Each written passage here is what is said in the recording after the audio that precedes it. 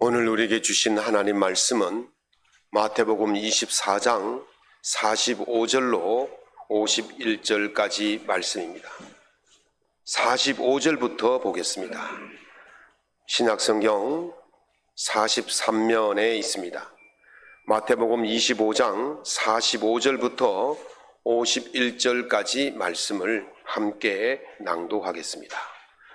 충성되고 지혜 있는 종이 되어 주인에게 그 집 사람들을 맡아 때를 따라 양식을 나눠줄 자가 누구냐? 주인이 올 때에 그 종이 이렇게 하는 것을 보면 그 종이 복이 있으리로다. 내가 진실로 너에게 이르노니 주인이 그의 모든 소유를 그에게 맡기리라. 만일 그 악한 종이 마음에 생각하기를 주인이 더디 오리라 하여 동료들을 때리며 술 친구들과 더불어 먹고 마시게 되면 생각하지 않은 날 알지 못하는 시각에 그 종의 주인이 이르러 엄히 때리고 외식하는 자가 받는 벌에 처하리니 거기서 슬피 울며 이를 갈리라. 아멘. 오늘 본문의 말씀을 가지고 성령의 열매로 승부하라 6번째 시간 충성에 대해서 말씀을 나눌 때에 하나님의 은혜가 여러분의 삶과 가정에 충만하시기를 축원합니다. 트로트 가수 중에 최고의 인기를 달리고 있는 가수가 김연자 씨 아니겠습니까? 그 사람이 최고의 히트곡으로 부른 노래가 아모르 파티입니다. 아모르 파티라는 말은 영어가 아니고 헬라어인데요. 그 뜻을 보면 네 운명을 사랑하라, 네 운명에 맡겨라, 이런 뜻이 있어요.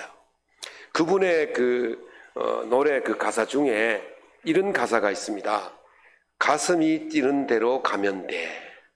가슴이 뛰는 대로 살아나는 거예요. 다시 말하면 네 마음대로 살아라, 이런 뜻이죠. 과연 가슴이 뛰는 대로 살면 어떻게 될까요? 공자가 이런 말을 했습니다. 임무원려 필유근우라.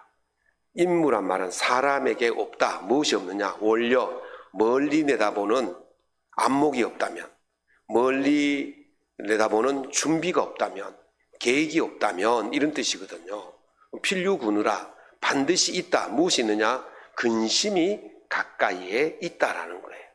우리가 멀리 내다보지 않고 계획 없이 그냥 막 살면 근심이 내 발밑에서 딱 내 발목을 잡고 나를 함정에 빠뜨리게 한다, 그 말이에요. 이 거짓말하면 코가 길어진다라는 말이 어디 나옵니까? 피노키오라는 동화에 나오죠. 이 피노키오라는 동화는요, 읽어보지는 않았지만 다 들어보았던 참 유명한 동화입니다. 그 피노키오를 만든 사람이 제페토라는 목수인데 친구가 말라는 나무 토막을 하나 선물로 주었어요. 그래서 그 나무 토막을 가지고 꼭두각시 인형을 만들죠. 그랬더니 이 꼭두각시 인형이 말만 할 뿐만 아니라 사람처럼 살아서 움직이는 거예요. 그래서 제페토가 그 피노키오를 이름을 피노키오라 짓고 학교도 보내고 마치 아들처럼 그렇게 지극정성 돌봤죠. 그런데 이 피노키오는 그 제페토의 바람대로 살지 않고 지멋대로 사는 거예요. 학교도 가지 않고 나쁜 친구들과 어울리고 나쁜 친구들의 유혹에 빠져서 결국은 서커스단에 꼭두가시로 팔려가기도 하는 그런 참 인생을 사는 것이죠. 지멋대로 살면 어떻게 되는지를 보여줍니다. 그러나 이 피노키오가 마지막에 자기를 만들어준 제페토가 고래에게 잡혀가니까 자기 목숨을 걸고 제페토를 구출해 줌으로 인해서 사람이 되었다, 그런 동화예요. 이 동화를 가지고 철학적으로 해석한 사람이 있습니다. 생명 철학의 선구자라고 할 수 있는 조르조 아감베나는 이 철학자가 피노키오로 철학하기라는 책을 썼는데요. 그 책 속에서 이렇게 말합니다. 피노키오 동화는 생명과 인간성에 관한 심오한 이야기다라고 말하면서 인간의 내면에는 야수성, 동물성, 인간성이 있다, 그렇게 말했어요. 우리 마음속에는요, 야수성, 동물성, 인간성이 있다는 거예요. 이것이 막 뒤섞여 있으면 어떻게 되겠습니까? 굉장히 혼돈스럽겠죠. 사람이요, 인간성을 가지고 이성적으로 판단하고 살아가야 인간으로서의 제대로 된 삶을 사는데, 또 한편으로는 사람에게는 야수성이 있어요. 동물성이 있어요. 이게 뭐예요? 본능적인 삶이죠. 본능적으로 그렇게 살게 되어지면 그것이 바로 지멋대로 사는 거예요. 마음 내킨 대로 사는 거예요. 그렇게 살면 어떻게 될까요? 공자가 말한 것처럼 근심이 바로 발밑에서 내 발목을 잡게 되는 것입니다. 오늘 우리에게 주어지는 것은 이 야수성, 동물성이 아닌 정말 충성스러운 인간성을 가진 그런 삶을 살기를 성경은 우리에게 말씀하고 있습니다. 그러면서 충성이 뭐냐? 충성은요, 이 헬라어로 보면 그 피스티스라고 그렇게 말하는데, 영어로 번역하면요, 그 페이스풀리스라고 해서 신실하다 이런 뜻이 있어요. 페이스가 뭡니까? 믿음이잖아요. 풀리스란 말은 뭐 충분하다, 가득 찼다 이런 뜻으로 합성은 돼요. 그러니까 믿음이 충분하다가 아니고 저 사람이 하는 행동을 봤을 때, 저 사람이 말하는 것을 봤을 때에 믿음이 갈 만큼 충분한 행동이나 말이다 이런 뜻이에요. 이게 바로 충성이죠. 그래서 한문으로 쓰면 신실 이렇게 씁니다. 믿을 신자에 열매 실자인데, 여기서 열매 실자를 쓰지 않고 가득할 실, 충분할 실 이렇게 씁니다. 그러니까 저 사람을 믿기에, 저 사람을 믿을 수 있는 근거가 충분하다. 이게 바로 신실이고 이것이 바로 충성이라는 거예요. 충성은 뭐예요? 저 사람을 봤을 때에 신실한 행동, 믿을 만한 행동이 충분한 사람을 가리켜서 충성스러운 사람이다 이렇게 말하는 겁니다. 그러면 어떻게 행동해야 우리가 저 사람을 믿을 만하다, 저 사람은 믿기에 충분하다 그렇게 할 수 있을까요? 첫 번째는 충성은요, 만반의 준비를 잘 하는 것입니다. 만반이란 말 들어보셨죠? 저기 그 신세계 백화점 그 8층에 가면 식당이 하나 있어요. 옛날 식당인데 지금은 없었는지 모르는데 그 식당 이름이 만반입니다. 만반. 거기에 만반은 아마 10,000가지 반찬인 것 같아요. 여기 만반은요, 그런 만반이 아니고요. 사전에 보면 마련할 수 있는 모든 것, 갖출 수 있는 모든 상황, 여러 가지 전부 이런 뜻이 있어요. 그 만반의 준비 이러면요, 준비할 수 있는, 마련할 수 있는, 갖출 수 있는 모든 것을 다 갖추어서 모든 상황에 대처할 수 있도록 준비하는 것을 만반의 준비다 그렇게 이야기를 하죠. 왜 이렇게 준비해야 될까요? 우리가 살아가는 세상은요, 항상 위협이 잠재적으로 존재합니다.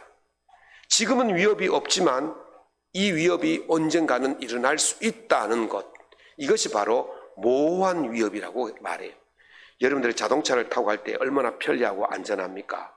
그런데 자동차가 항상 안전합니까? 언젠가는 발통이 빠질 수 있고, 언젠가는 브레이크가 고장이 날 수도 있고, 언젠가는 핸들이 뒤틀려서 전복될 수도 있는 거예요. 지금은 안전하지만 언젠가는 안전하지 않다. 이것이 바로 모호한 위협이거든요.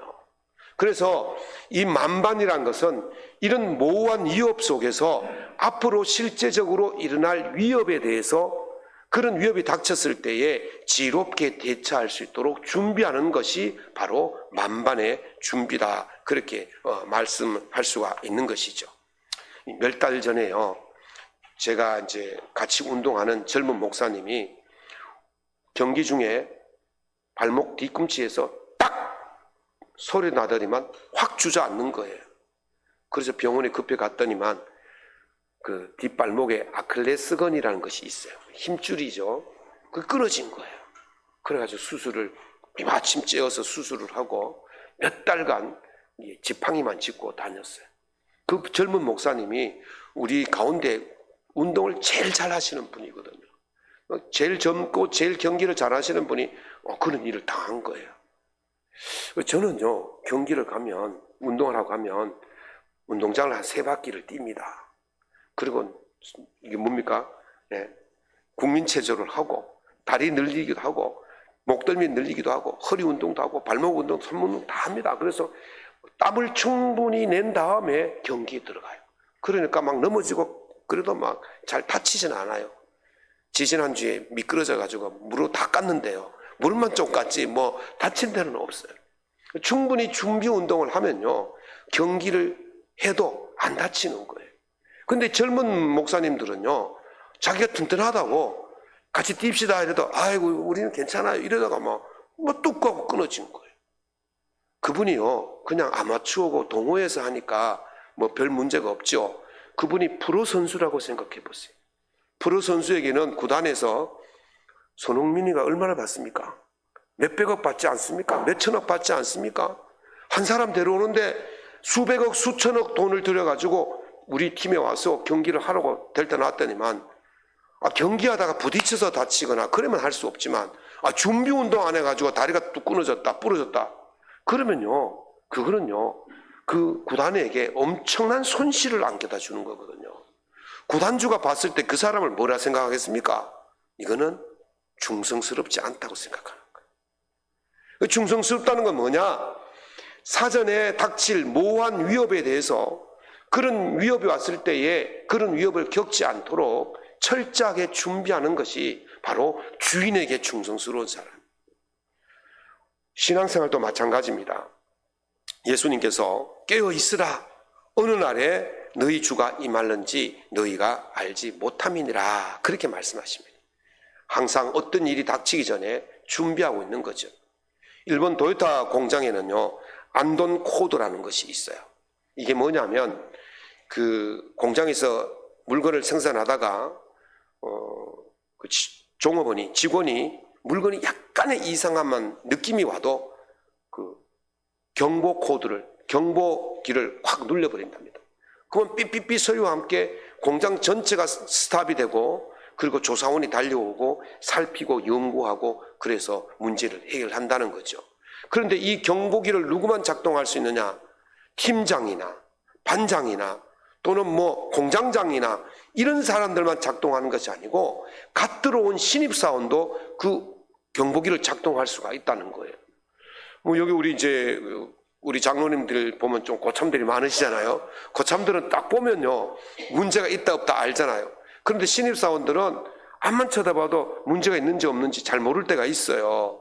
그런데 이상하다 생각해가지고 눌려버리거든요. 근데 그게 오보였어요. 그러면 어떻습니까? 공장이 스탑되고 인원이 동원되고 조사가 들어가고 그러면요 시간적으로 재정적으로 엄청난 경비가 소요되겠죠. 손해가 오는 거예요.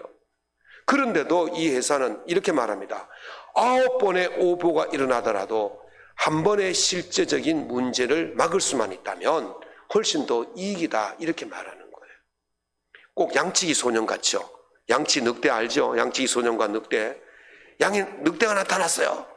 동네 사람들이 몽둥이 들고 쫓아 올라옵니다. 거짓말이었어요. 이렇게 3번을 하고 그 다음 4번째 늑대가 나타났다 그러니까 동네 사람들이 도와주러 안 왔잖아요. 실제적으로 나타났는데 한번 이걸 거꾸로 뒤집어 생각해 보십시오.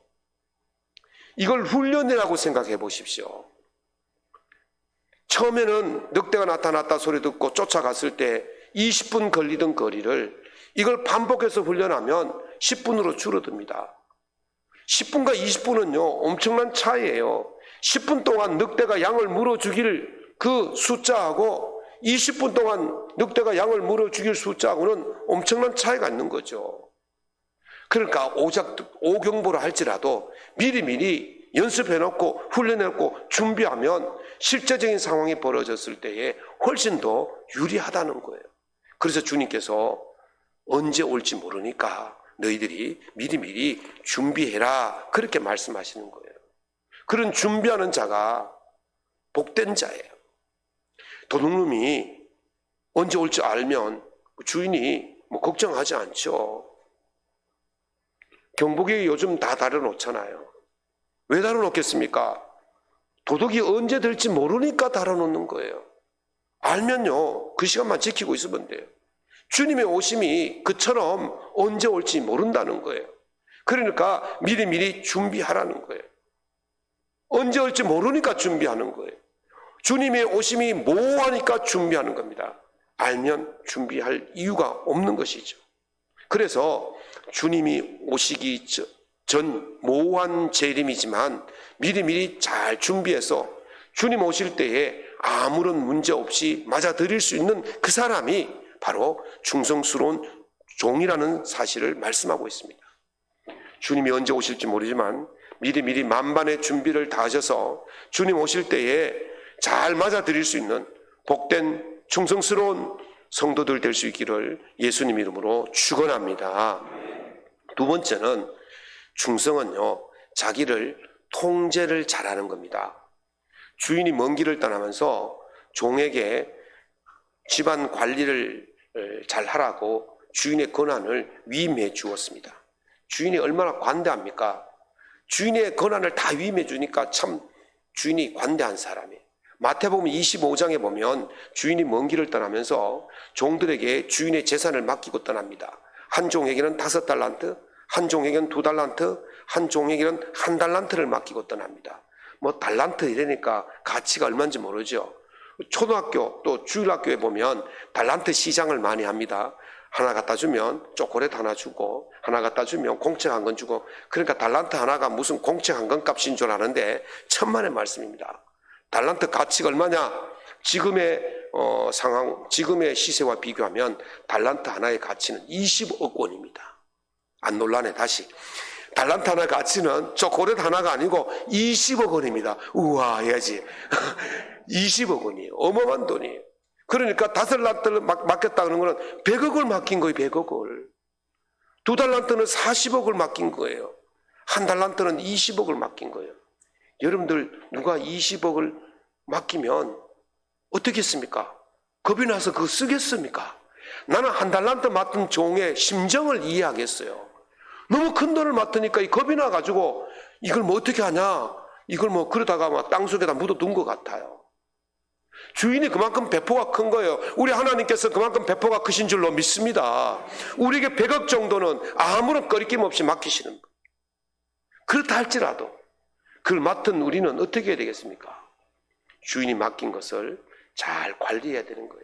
맡겼다고 마음대로 허비하고 쓰면 안 된다는 거예요. 아무리 주인이 맡겼다 할지라도 종은요, 종으로서 해야 될 일이 있어요. 그 앤드류 맥코널이라는 분이 쓴 결국 잘 되는 사람들의 태도라는 책에서 고대 그리스 철학자 에픽테도스라는 철학자의 말을 실어 놓았습니다. 이 에픽테도스가 누군지 제가 자료를 찾아보았더니만 이 사람은 고대 그리스에서 노예로 태어났어요. 태어나기를 노예로 태어났어요. 아버지가 노예니까 자기도 노예겠죠. 그런데 참 주인을 잘 만났는지 이 주인이 이 에픽테도스를 데리고 공부를 시켰어요. 철학 공부를 시켰어요. 종인데 아주 철학적으로 아주 뛰어난 철학가가 된 거죠. 그래서 주인이 이 사람을 해방시켜 줍니다. 자유민이 되게 해줍니다. 그래서 나와가지고 차린 것이 뭐냐면 철학 학교를 차릴 정도로 아주 뛰어난 그런 인물이었어요. 이 사람이 이런 말을 했어요. 어떤 일들은 우리가 통제할 수 있고 또 어떤 일들은 그렇지 않다. 이런 기본적인 원칙, 그리고 통제할 수 있는 일과 그렇지 않은 일들을 확실히 배운 뒤에야 내적인 평안과 외적인 효율성을 누릴 수 있다. 그렇게 말했어요. 우리가요, 통제할 수 있는 것이 있고 통제할 수 없는 것이 있다는 거예요. 그걸 우리가 잘 구별해서 통제할 수 있는 것은 통제하고 통제할 수 없는 것은 통제하려고 달려들면 안 된다는 거예요. 그걸 잘 구별하여 살아가면 평온이 있고 또 우리가 어떤 일을 하든지 효율적인 그런 결과를 낼 수 있다고 그렇게 말합니다. 결국 잘 되는 사람들의 태도는 뭐냐? 자기 통제를 잘하는 사람이라는 거예요. 바울 사도가 이렇게 말합니다. 모든 것이 가하나 모든 것이 유익한 것이 아니요 모든 것이 가하나 모든 것이 덕이 되는 것은 아니다. 그렇게 말했습니다. 우리가요 모든 것을 다 할 수가 있어요. 자기 생각대로 살 수 있잖아요. 마음 가는 대로 살면 돼요. 누가 말리겠습니까? 그런데 그렇게 사는 것이 덕을 세우고 유익한 것이 아니라는 거예요. 주인이 엄청난 재물과 집안의 관리를 다 맡겼어요. 주인이 없어요. 그럼 고난을 위임받았으니까 종이 지 마음대로 할 수가 있어요. 그렇다고 자기 마음대로 한다고 그것이 유익하고 그것이 덕을 세우는 게 아니라는 거예요.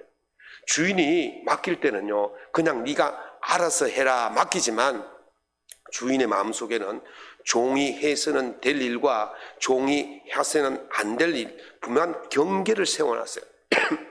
그래서 종이 주인의 마음을 모르고 주인이 세워놓은 그 경계선을 넘어서 해버리면 그거는 월권이 되고 그거는 불충이 되는 거예요.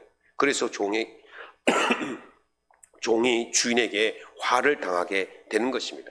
아무리 우리가 모든 것을 다 고난을 위임받았다 할지라도, 아무리 우리가 주인이 마음대로 하나 할지라도 종이 해야 될 일과 주인이 해야 될 일은 따로 있다는 사실을 분명히 기억해야 되는 거예요. 그래서 스스로를 그 경계선까지를 통제를 해야 우리가 주인이신 하나님께 은혜를 받게 될 줄로 믿습니다. 오늘 예수님께서 본문 45절에서 52절까지 말씀을 하신 이유가 뭐냐면 바로 이 말씀이에요.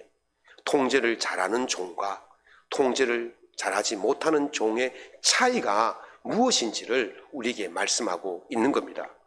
그럼 이제 오늘 본문 말씀을 좀 뒤에서부터 보겠습니다. 48절부터 52절에 나오는 종은요, 자기에게 위임된 고난을 하지 않고, 위임된 일을 하지 않고 그 고난 밖의 일, 그것을 해버렸단 말이죠. 어떻게 했습니까? 동료들을 때리고 술 친구들과 더불어 먹고 마셨다, 그렇게 말합니다.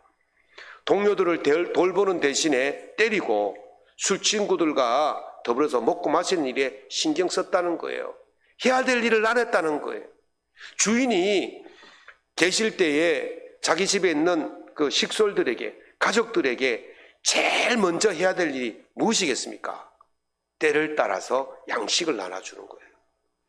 주인이 일을 시켜놓고 밥을 안 주면 어떻게 되겠습니까? 옛날에 그런 말이 있습니다. 머슴을 뽑을 때는 밥 먹는 모습을 보고 뽑는다 그랬어요. 밥 먹을 때 깨작깨작 밥알을 헤아리건 꼭 우리 집에 누구같이 그렇게 먹으면요, 일 안 시키는 거예요. 그거 힘 쓰겠습니까? 힘 못 쓰는 거예요. 그냥 밥을요, 고봉으로 그냥 막 퍽퍽퍽 먹어야 아이고 저는 힘 좀 쓰겠다 싶어서 채용을 하는 거예요. 그러니까 일꾼에게 가장 중요한 건 뭡니까? 밥 먹는 겁니다. 밥 먹는 거. 그래서 우리말에 이런 말이 있죠. 밥심으로 일한다. 밥심으로 일하는 거예요. 그러니까 종이 일을 하려면 밥을 든든히 먹어야 그리 일을 할 수 있는 거예요. 한번 배 굶고 일을 보십시오. 일하겠습니까? 딱 12시만 되면요, 제 뱃속이 얼마나 정화한지 12시만 되면요 견딜 수가 없어요. 제가 아침 7시에 밥을 먹고 출근을 해서 12시에 밥을 먹고 또 저녁 8시에 밥을 먹습니다. 삼식 새끼입니다. 삼식입니다. 근데 그 시간대를 놓치면요 얼마나 힘든지 몰라요. 일하는 사람이 그 때를 안 주면 얼마나 힘들겠습니까? 그런데 지금 이 종이 어떻게 하고 있습니까? 다른 동료들을 돌보지 않고 지만 먹고 마시고 놀고 있는 거예요. 그리고 거기다가 뭘 했습니까? 자기 동료들을 두드려 팼다는 거예요. 이게 무슨 말입니까? 자기 주인의 이익에 반하는 행동을 했다는 거예요. 일꾼들이 일을 잘해야 주인의 소출이 늘고 주인의 이익이 늘지 않습니까? 그런데 일꾼들을 잘 관리하지 못해서 일꾼들이 일을 못하면 소출이 줄고 이익이 줄게 되는 거예요. 주인이 지금 그 말을 하고 있는 거예요. 이 종이 왜 그렇게 합니까? 자기를 통제하지 못했기 때문에 그래요. 자기의 고난이 어디까지인지를 알지 못했기 때문에 그렇습니다. 그래서 그 고난을 넘어서 다른 친구들을 때리고 다른 친구들에게 주어야 할 것을 주지 않는 그런 일을 벌이게 된 것입니다. 그런 종을 가리켜서 악한 종이다 그랬어요. 그런 종은 어떤 생각으로 그렇게 하겠습니까? 주인이 더디 오리라 생각하고 그렇게 했다는 거예요. 그런데 주인은 언제 옵니까? 생각지도 않은 때에 온다는 것입니다. 그렇게 오셔서 어떻게 합니까? 그 종을 엄히 때리고 외식하는 자가 받는 벌에 처하게 되어 거기서 슬피 울며 이를 갈리라 그렇게 말합니다. 사랑하는 성도 여러분, 이런 일을 당하지 않도록 여러분의 자신을 잘 통제할 수 있기를 예수님 이름으로 축원합니다. 그럼 통제를 잘하는 사람들은 어떻게 되느냐? 45절에서 47절에 말씀이 나오고 있습니다. 자기에게 주어진 위임된 권한 안에서만 그 일을 한다는 거예요. 주인이 이렇게 말합니다. 주인에게 그 집 사람들을 맡아 때를 따라 양식을 나눠줄 자가 누구냐? 주인에게 그 집 사람들을 맡아 그랬습니다. 주인이 먼 길을 떠나면서 재산만 맡긴 게 아니에요. 그 집에 있는 모든 사람들까지도 맡겼다는 것이죠. 잘 돌봐라는 거예요. 굶주리지 않도록, 헐벗지 않도록 잘 돌보라는 거예요. 그런데 그 잘 돌보라고 주었기 때문에 그것을 때를 따라서 잘하는 사람, 그 사람이 바로 충성스러운 종이라는 거예요. 다시 말하면 자기가 해야 될 일을 무엇인지를 잘 하는 사람이라는 거예요. 언제 해야 됩니까? 때를 따라서. 아침이면 아침, 점심이면 점심, 저녁이면 저녁, 때를 따라서. 언제 해야 됩니까? 주인이 시킨 그 즉시로 해야 되는 거예요. 어느 교수님이 나중이라는 것이 언제인지를 연구하겠다고 발표를 했습니다. 나중이 언제입니까? 그래서 그분이 열심히 연구를 했는지 안 했는지 모르지만 뭐 한 달이 지나고 두 달이 지나고 1년이 지나도 발표를 하지 않는 겁니다. 그래서 기자가 물었어요. 교수님, 나중이라는 연구를 언제 발표할 겁니까? 그랬더니 교수가 하는 말이 나중에요 그러더라는 거예요. 나중이 언제예요? 끝이 없는 거예요. 나중은. 나중에 할게요. 언제 하는지 기한이 없는 거예요. 정말 충성스러운 종은요, 나중이란 말을 쓰지 않아요. 그래서 어떤 모임에서 건배사를 하는데 이렇게 말했대요. 나중은 없다. 지금 해버리자. 따라해 봅시다. 나중은 없다. 지금 해버리자. 예수님이 주신 명령, 주인이 맡긴 그 일에는 나중이 없는 거예요. 지금 해야 되는 거예요. 마태복음 25장에서 5달란트와 2달란트 받은 종이 충성스럽다고 착하다는 소리를 들은 이유가 뭐냐? 그들이 달란트를 받자 즉시로 가서 그랬어요. 즉시로 받자마자 머리 굴리고 계산하고 막 숨겨놓고 그렇지 않았어요. 주인이 맡기신 일이기 때문에 즉시로 갔다는 거예요. 이게 바로 충성스러운 종의 모습이라는 거예요. 이런 충성스러운 종에 대해서 잠언 25장의 13절에 이렇게 말씀하십니다. 추수한 날에 얼음 냉수 같아서 능히 그 주인의 마음을 시원하게 하는 자라. 사랑하는 성도 여러분, 여러분들이 주님 맡기신 일을 즉시로 충성스럽게 감당하셔서 하나님 마음에 시원함을 드릴 수 있는 복된 성도도 될 수 있기를 예수님 이름으로 축원합니다. 그런 자들은 어떤 은혜를 입느냐? 주인의 모든 소유를 맡는 복을 입는다. 그렇게 말씀하고 있습니다. 다시 한번 축복합니다. 충성스럽게 사셔서 우리 하나님이 주신 모든 복을 누리며 살아갈 수 있기를 예수님 이름으로 축원합니다. 말씀을 맺겠습니다. 이 삼국지에 보면 중국 그 양평 지역을 다스리던 공손년이라는 그 성주가 그 조조 위나라에 반란을 일으켰어요. 그때 이제 사마이가 토벌하러 갔죠. 가서 전쟁에서 공손년을 물리치고 이기게 되어집니다. 창고를 봤더니만 공손년 창고 안에 막 좋은 것들이 가득 찬 거예요. 그때 한 부하 장수가 이렇게 말합니다. 사마이 장군에게, 장군님, 우리가 전쟁에 이겼으니 이 창고에 있는 모든 보물들을 부하들에게 나누어 줍시다. 그랬더니 사마이가 안 된다 그랬어요. 무슨 말입니까? 왜 안 된다 그랬습니까? 전리품인데 나눠주면 되지. 이 사마이의 마음에는 비록 우리가 전쟁의 싸움에 우리가 했어. 그리고 이 전리품을 차지했지만 이거는 우리 게 아니라는 거예요. 우리를 보낸 임금의 것이라는 거예요. 임금의 허락 없이는 숟가락 하나도 함부로 쓸 수가 없다는 거예요. 그래서 지오이핑이라는 분이 쓴 자기 통제의 승부사 사마이라는 책에 보면 이 내용을 가지고 그 사마이는 이런 사람이었다고 평을 합니다. 멀리에서 충성하고 가까이에서 존경하는 사람이었다. 다시 말하면 멀리에서 충성한다는 말은 주인이나 임금이 눈에 보이지 않아도 그 충성스러움에 변함이 없다는 거예요. 주인이 멀리 가버렸어요. 눈에 안 보입니다. 그럼 어떻게 합니까? 그냥 대충 주인 모르게 그냥 숨겨놓고 그렇게 하지 않겠습니까? 그런데 사마이는 그 멀리서도 주인이 보든 안 보든 임금이 보든 안 보든 주인의 것에 대한 충성심이 변함이 없었다는 거예요. 조조가요 얼마나 의심이 많고 조조가 얼마나 간악한 사람입니까? 그 밑에서 조금만 잘못하면 다 죽었어요. 그런데 이 사마이는 그 조조 밑에서 살아남아서 나중에 진나라를 세우는 그런 위대한 인물이 된 거예요. 그 일이 뭐냐? 바로 멀리서도 충성하는 겁니다. 바울사도는 이렇게 말씀하십니다. 종들아 모든 일에 육신의 상전들에게 순종하되 사람을 기쁘게 하는 자와 같이 눈가림만 하지 말고 오직 주를 두려워하여 성실한 마음으로 하라. 무슨 일을 하든지 마음을 다하여 죽게 하듯 하고 사람에게 하듯 하지 말라. 아멘. 예수님께서 충성스럽게 본 종의 모습이 무엇입니까? 주인이 눈앞에 있든지 없든지 그걸 따지지 않고 자기에게 주어진 그 일을 성실하게 신실하게 즉시로 그 일을 감당한 그 종을 충성스럽다 말하고 착한 종이라고 말씀하셨습니다. 오늘 하나님께서 여러분에게 주어진 달란트가 있을 것입니다. 그 달란트를 충성스럽게 사용하십시오.